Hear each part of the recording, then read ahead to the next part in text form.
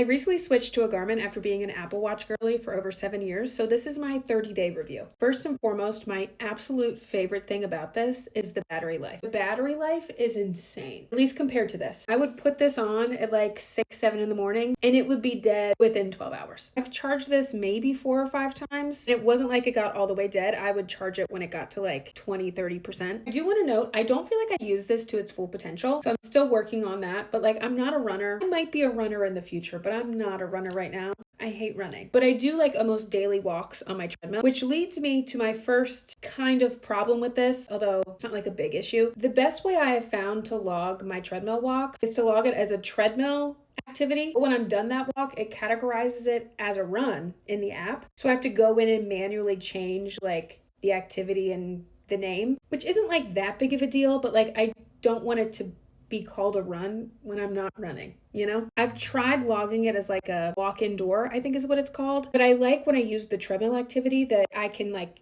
calibrate it to what my treadmill says distance wise. And it's gotten like pretty accurate when I use the treadmill activity. It doesn't give me the option to do that with any other like walk activity. If anyone has a better workaround for that, let me know. Other than the workouts, I love being able to track my sleep on this and track sleep on your Apple Watch, but the battery is like such an issue that it was just too complicated. Like having to fully charge it before you go to sleep, and it was just annoying. So I like having consistent daily data for my sleep. And I also really like the body battery feature. I'm still trying to like figure it out, but I went on a work trip to Vegas at the beginning of the month. I would say it was scarily accurate. At one point it said I had like a body battery of like 5. And I felt like my body battery was at a 5. I'll say I don't feel like I miss the Apple Watch as much as I thought I would. I still see my text pop up on here. Like if someone's calling me, it pops up. I get all the notifications that I get on my phone on here. It did take me a bit to like learn the interface of this because I'm so used to just knowing Apple all the time. But it honestly wasn't like that hard of a switch for me. The only other like small little negative was the band that it came with almost immediately gave me like a rash underneath, which I've never had with any of like the silicone bands that I've had for my Apple Watch. So I just went on and ordered some new ones from Amazon, and I haven't had an issue with that. I'm definitely still learning and like